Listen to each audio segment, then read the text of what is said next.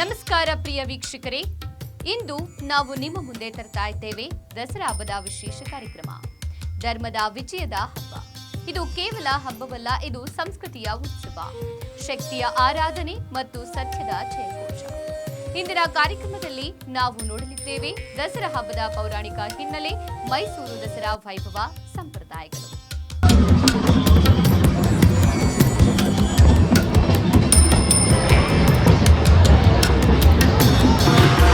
ದಸರಾ ಅಥವಾ ವಿಜಯದಶಮಿ ಕೆಟ್ಟದ್ದರ ಮೇಲೆ ಒಳ್ಳೆಯದರ ವಿಜಯವನ್ನ ಆಚರಿಸುವ ಹಬ್ಬವಾಗಿದೆ.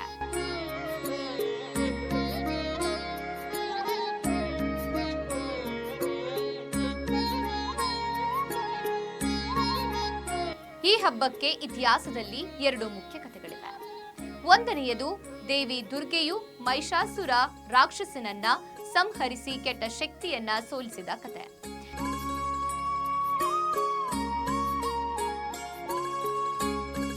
ಎರಡನೆಯದು ಭಗವಾನ್ ರಾಮನು ರಾವಣನನ್ನ ಸಂಹರಿಸಿ ಸೀತೆಯನ್ನ ರಕ್ಷಿಸಿದ ಕಥೆ.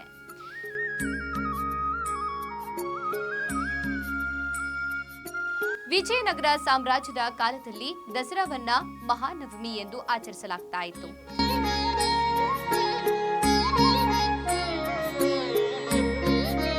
ಮತ್ತು ನಂತರ ಮೈಸೂರು ಒಡೆಯರುಗಳು ಈ ಸಂಪ್ರದಾಯವನ್ನ ಮುಂದುವರಿಸಿಕೊಂಡು ಬಂದರು. ಇದು ಮೈಸೂರು ದಸರಾದಲ್ಲಿ ಪ್ರಮುಖ ಕಲಾ ಪ್ರಕಾರಗಳು ಮತ್ತು ಮೆರವಣಿಗೆಗಳಾಗಿ ಬೆಳೆಯಿತು.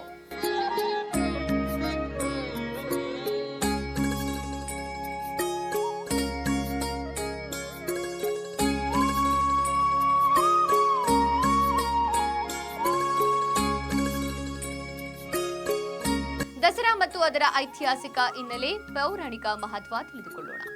ದಸರಾವು ಅಧರ್ಮದ ವಿರುದ್ಧ ಧರ್ಮದ ಮತ್ತು ಕೆಟ್ಟದ್ದರ ವಿರುದ್ಧ ಒಳ್ಳೆಯದರ ವಿಜಯವನ್ನ ಸಂಕೇತಿಸುತ್ತದೆ.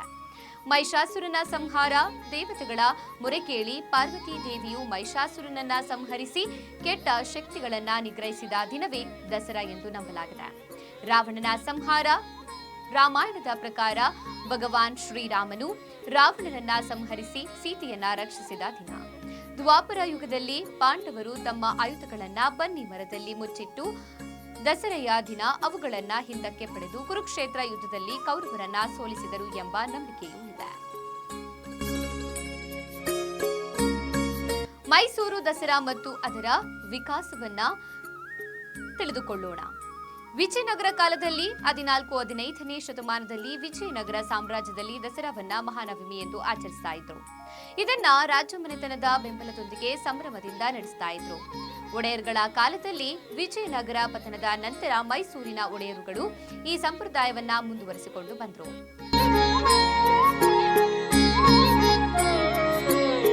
ರಾಜ ಒಡೆಯರ್ 1610ರಲ್ಲಿ ಶ್ರೀರಂಗಪಟ್ಟಣದಲ್ಲಿ ದಸರಾವನ್ನ ಪ್ರಾರಂಭಿಸಿದರು. ಮುಮ್ಮಡಿ ಕೃಷ್ಣರಾಜ ಒಡೆಯರ್ ಕಾಲದಲ್ಲಿ ಒಡೆಯರುಗಳು ತಮ್ಮ ಕೇಂದ್ರವನ್ನ ಶ್ರೀರಂಗಪಟ್ಟಣದಿಂದ ಮೈಸೂರಿಗೆ ಬದಲಾಯಿಸಿದಾಗ ಮೈಸೂರು ದಸರಾವು ಅರಮನೆ ಆವರಣದಲ್ಲಿ ಜಂಬೂ ಸವಾರಿ, ಕಲಾ ಪ್ರದರ್ಶನ ಮತ್ತು ಪ್ರವಾಸಿಗರನ್ನ ಆಕರ್ಷಿಸುವ ಹಬ್ಬವಾಗಿ ಬೆಳೆಯಿತು. ದಸರಾ ಆಚರಣೆಯ ವಿಧಿಗಳು. ದಸರಾದ 9 ದಿನಗಳು ನವರಾತ್ರಿ ಹಬ್ಬದ ಆಚರಣೆಯನ್ನ ಒಳಗೊಂಡಿವೆ.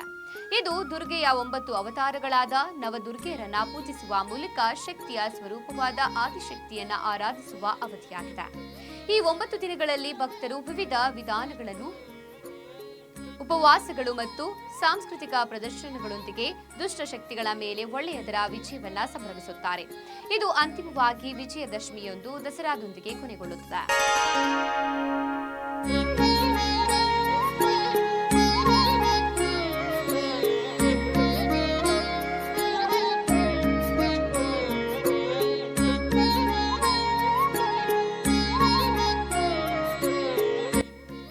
ಪ್ರತಿದಿನವೂ ದುರ್ಗೆಯ ಒಂದು ನಿರ್ದಿಷ್ಟವಾದ ಅವತಾರವನ್ನ ಪೂಜಿಸಲಾಗುತ್ತೆ. ಉದಾಹರಣೆಗೆ, ಮೊದಲನೇ ದಿನ ಪಾಡ್ಯದೊಂದು ಯೋಗ ನಿದ್ರಾ ದುರ್ಗೆಯನ್ನ, 3ನೇ ದಿನ ತುದಿಗೆ ಎಂದು ಮಹಿಷಾಸುರ ಮರ್ದಿನಿ ದುರ್ಗೆಯನ್ನ ಪೂಜಿಸಲಾಗುತ್ತದೆ.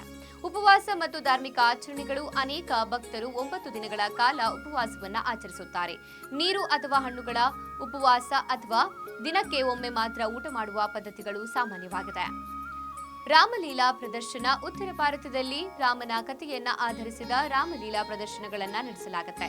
ಈ 9 ದಿನಗಳಲ್ಲಿ ಶ್ರೀರಾಮನು ರಾವಣನನ್ನ ಸೋಲಿಸುವ ಕಥೆಯನ್ನ ನಾಟಕೀಯವಾಗಿ ಪ್ರದರ್ಶಿಸಲಾಗುತ್ತೆ. ಮಹಿಷಾಸುರನ ಸಂಹಾರದ ಆಚರಣೆ, ದುರ್ಗಾದೇವಿಯು ರಾಕ್ಷಸ ಮಹಿಷಾಸುರನನ್ನ ಸಂಹರಿಸಿದ ದಿನಗಳನ್ನ ನೆನಪಿಸುವ ಈ ಹಬ್ಬವು ದುಷ್ಟಶಕ್ತಿಗಳ ಮೇಲೆ ಒಳ್ಳೆಯದರ ವಿಜಯವನ್ನ ಸಂಕೇತಿಸುತ್ತದೆ.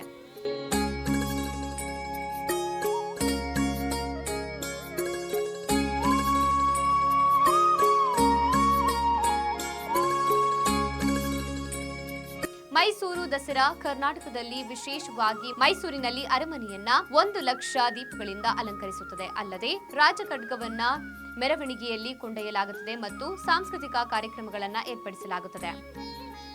9 ದಿನಗಳ ನವರಾತ್ರಿ ಮತ್ತು 10ನೆಯ ದಿನದ ದಸರಾದ ಮೂಲಕ ಕೆಟ್ಟದ್ದರ ಮೇಲೆ ಒಳ್ಳೆಯದರ ವಿಜಯವನ್ನ, ಸದಾಚಾರ ಮತ್ತು ಸದ್ಗುಣ ವಿಜಯವನ್ನ ಆಚರಿಸಲಾಗುತ್ತೆ. ಈ ಹಬ್ಬವು ದೀಪಾವಳಿಯ ತಯಾರಿಯ ಪ್ರಾರಂಭವನ್ನ ಸೂಚಿಸುತ್ತದೆ. ಇದು ದಸರಾದ 20 ದಿನಗಳ ನಂತರ ಬರುತ್ತದೆ. ನವರಾತ್ರಿಯ ನಂತರದ ಹಬ್ಬ. ನವರಾತ್ರಿಯು 9 ದಿನಗಳವರೆಗೆ ಮುಗಿದು 10ನೆಯ ದಿನವಾದ ವಿಜಯದಶಮಿಯೊಂದು ಹಬ್ಬವನ್ನ ಆಚರಿಸಲಾಗುತ್ತೆ. ಈ ದಿನ ಆಯುಧಗಳನ್ನ ಪೂಜಿಸುವ ಸಂಪ್ರದಾಯವಿದೆ. ಮೈಸೂರಿನಲ್ಲಿ ವಿಜಯದಶಮಿಯೊಂದು ಆನೆಗಳ ಮೇಲೆ ಅಂಬಾರಿ ಹೊತ್ತ ದೇವಿಯ ಮೂರ್ತಿಯನ್ನ ಮೆರವಣಿಗೆ ಮಾಡಲಾಗುತ್ತೆ.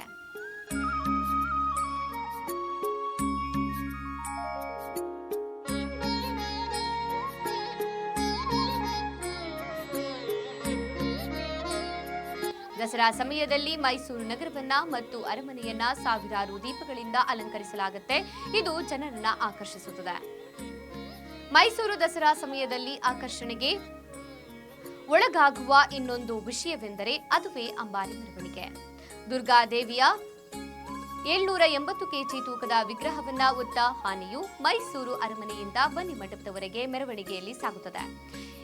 ಈ ಆನೆಗೂ ಕೂಡ ಸುಂದರವಾಗಿ ಅಲಂಕಾರ ಮಾಡಲಾಗುವುದು. ದುರ್ಗಾದೇವಿಯ ಈ ವಿಗ್ರಹವು ಸಂಪೂರ್ಣವಾಗಿ ಚಿನ್ನದಿಂದ ಮಾಡಲ್ಪಟ್ಟ ವಿಗ್ರಹವಾಗಿದೆ.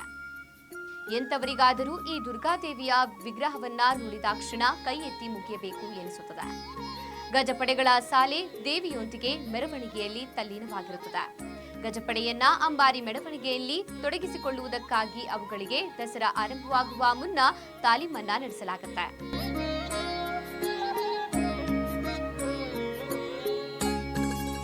ಅನೇಕ ಜನರಿಗೆ ತಿಳಿಯದ ಇನ್ನೊಂದು ವಿಷಯವೇನೆಂದರೆ ಇದರ ಕಥೆಯಾಗಿದೆ. ಪ್ರಾಚೀನ ಹಿಂದೂ ದಂತಕಥೆಗಳ ಪ್ರಕಾರ ಮಹಿಷಾಸುರನೆಂಬ ರಾಕ್ಷಸನನ್ನ ಸಾಮಾನ್ಯ ಜನರನ್ನ ಸೇರಿದಂತೆ ದೇವತೆಗಳಿಗೆ ಹಿಂಸೆಯನ್ನ ನೀಡುತ್ತಾ ಇದ್ದ.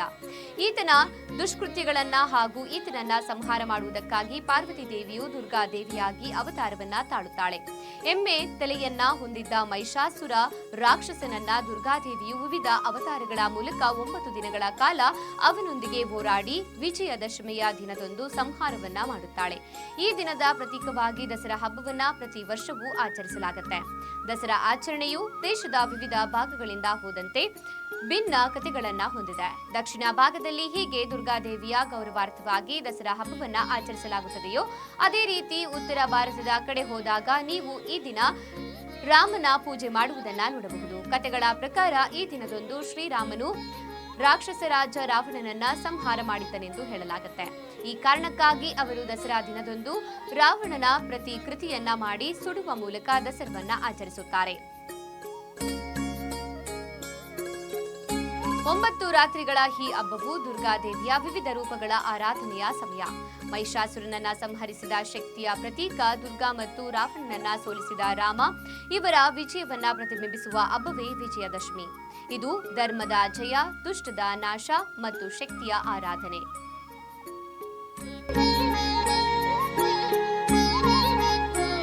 ಕರ್ನಾಟಕದ ಹೆಮ್ಮೆ ನಾಡ ಹಬ್ಬ ದಸರಾ. ವಿಜಯನಗರದ ಕಾಲದಿಂದ ಆರಂಭವಾದ ಈ ಹಬ್ಬ ಒಡೆಯರ್ ವಂಶದವರೆಗೆ ವೈಭವವನ್ನ ಪಡೆದುಕೊಂಡು ಬಂದಿದೆ.